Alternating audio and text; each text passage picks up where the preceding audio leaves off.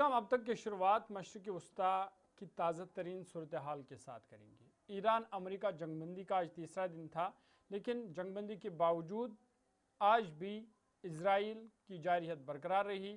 اسرائیل نے لبنان پر حملے کیے، جس وجہ سے لبنان میں جانی نقصان ہوا۔ دوسری طرف سے آج کی رات اور کل کا دن کافی اہم ہے، کیونکہ پاکستان کے اسلام آباد میں مذاکرات ہونے ہیں۔ ایران اور امریکہ کا وفد جو ہے ان کے درمیان یہ مذاکرات ہونے ہیں۔ جو امریکہ کا وفد انہوں نے تصدیق کی ہے کہ وہ واشنگٹن سے روانہ ہو چکے ہیں، لیکن ایران کے وفد کے حوالے سے اگر تصدیق نہیں ہوئی ہے، لیکن اطلاعات آ رہے ہیں کہ دونوں وفد امریکہ اور ایران کا ان کے درمیان اسلام آباد میں یہ مذاکرات ہونے ہیں، جہاں شہباز شریف کی دعوت پر امریکہ اور ایران کے درمیان ہائی پروفائل مذاکرات اسلام آباد میں ہونے جا رہے ہیں۔ امریکی وفد کی قیادت امریکہ کے نائب صدر جے ڈی وینس کر رہے ہیں، جبکہ ایرانی وفد میں وزیر خارجہ عباس عراقچی اور ایرانی پارلیمنٹ کے اسپیکر محمد بغیر غالیباف شامل ہے۔ یہ مذاکرات حالیہ 2 ہفتوں کی جنگ بندی کو مستقل امن میں تبدیل کرنے کے لیے انتہائی اہم سمجھے جا رہے ہیں۔ اگر یہ مذاکرات کامیاب ہوئے تو پھر جنگ بندی میں توسیع کی جا سکتی ہے، امن کی امید لگائی جا سکتی ہے۔ خاص کر ان مذاکرات میں بات چیت ہوگی جنگ بندی کے حوالے سے، پابندیوں کے خاتمے کے حوالے سے، خطے کی سیکیورٹی کے حوالے سے، ایران کے جوہری پروگرام اور میزائل پروگرام کے حوالے سے، اور خاص بات ہوگی ابنائے ہارمز کے حوالے سے بھی۔ جو ایران نے 10 نکات رکھے ہیں ان پر تفصیلی بات چیت کی جائے گی۔ اس مذاکرات یا اس اہم سفارتی دورے کے پیش نظر اسلام آباد میں سیکیورٹی کے سخت انتظامات کیے گئے ہیں۔ ریڈ زون کو سیل کر دیا گیا ہے، جبکہ شہریوں کو غیر ضروری سفر سے گریز کی ہدایت دی گئی ہے۔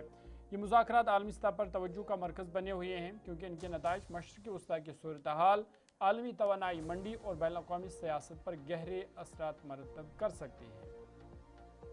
اسلام آباد میں امریکہ اور ایران کے درمیان اہم مذاکرات کے پیش نظر شہر بھر میں سیکیورٹی انتہائی سخت کر دی گئی ہے۔ پولیس نے فوجی دستوں اور انٹیلیجنس اداروں کی اضافی نفریات تعینات کر دی گئی ہے۔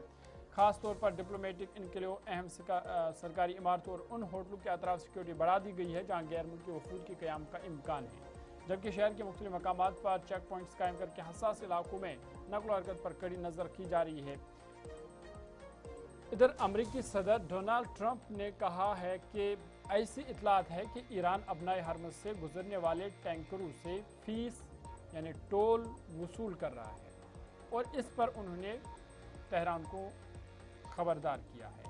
ٹروتھ سوشل پر ایک پوسٹ میں ڈونلڈ ٹرمپ نے کہا کہ ایسی اطلاعات ہے کہ ایران ابنائے ہرمز سے گزرنے والے ٹینکروں پر ٹول وصول کر رہا ہے۔ ٹرمپ نے کہا کہ ایران ایسا نہ کرے تو بہتر ہے، اور اگر ایسا ہے تو اسے ابھی روکنا چاہیے۔ حالانکہ جو 10 نکات ایجنڈا ہے جن پر مذاکرات ہونے ہیں، ایران نے اس میں یہ بھی رکھا ہے کہ ابنائے ہرمز سے گزرنے والے ہر جہاز پر وہ ٹیکس وصول کرے گا، جرمانہ عائد کرے گا، فیس وصول کرے گا، اور وہ جو رقم ہے وہ پھر تعمیر نو پر خرچ ہوگی۔ ایران میں جو تباہی ہوئی، امریکہ اور اسرائیل نے جو تباہی کی، اس کی تعمیر نو کے لیے وہ رقم خرچ ہوگی۔ لیکن امریکی صدر نے اس پر تنقید کی ہے، اور ٹرمپ نے ایران پر تیل کے ٹینکروں کو ابنائے ہرمز سے گزرنے کی اجازت دینے میں ناقص کام کرنے کا الزام لگایا اور تہران کو عارضی جنگ بندی کے معاہدے کی یاد دلائی۔ انہوں نے کہا کہ ایران بہت ہی ناقص کام کر رہا ہے۔ کچھ لوگ کہیں گے تیل کو ابنائے ہرمز سے گزرنے کی اجازت دینے بے ایمانی ہوگی، یہ ہمارا معاہدہ نہیں ہے۔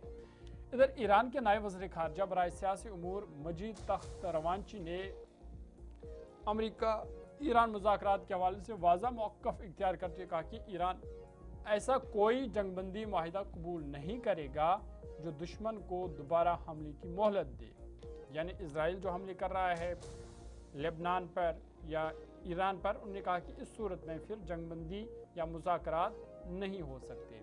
تہران میں غیر ملکی سفیر اور بین الاقوامی تنظیموں کے سربراہان سے گفتگو میں انہوں نے بتایا کہ مذاکرات ایران کے 10 نکاتی منصوبے کی بنیاد پر ہوں گے۔ ایران ہمیشہ سفارتکاری اور بات چیت کا حامی رہا ہے، تاہم ایسی بات چیت قبول نہیں جو غلط معلومات اور دھوکہ دہی پر مبنی ہو، یا جس کا مقصد ایران کے خلاف دوبارہ فوجی جارحیت کی راہ ہموار کرنا ہو۔ انہوں نے زور دیتے ہوئے کہا کہ ایران نے اپنے دوست ممالک کو بھی واضح کر دیا کہ بغیر ٹھوس ضمانتوں کے کسی بھی جنگ بندی کو قبول نہیں کیا جائے گا، کیونکہ ماضی کی طرح دشمن کو دوبارہ منظم ہو کر حملہ کرنے کا موقع دینا काबिल कबूल नहीं होगा। इसलिए जो पहली शर्त मुज़ाकरात के लिए ईरान ने रखी है वो यही है कि मुस्तकबिल में भी ईरान पर किसी तरीके का हमला नहीं होगा, इसकी वो ज़मानत चाहते हैं। और ख़ास मुद्दा या मामला वो अबनाए हरमज़ के हवाले से हैं कि ईरान चाहता है कि अबनाए हरमज़ से गुजरने वाले हर जहाज़ पर वो जुर्माना आयद करेगा, उससे टैक्स वसूला जाएगा ताकि उस रकम को जो ईरान में तामीरी नाव के लिए खर्च किया जाएगा। लेकिन अब देखने वाली बात होगी कि क्या ये मुज़ाकरात मस्बत साबित होंगी, क्या किसी हतमी नतीजे पर या किसी एग्रीमेंट पर दोनों ममालिक पहुँचेंगे और इसी मुज़ाकरात से फिर आइंदा का लाही अमल तय होगा कि जो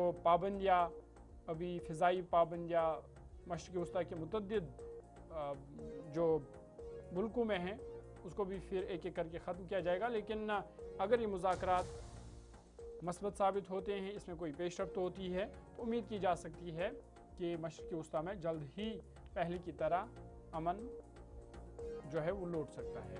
आगे बढ़ते हैं।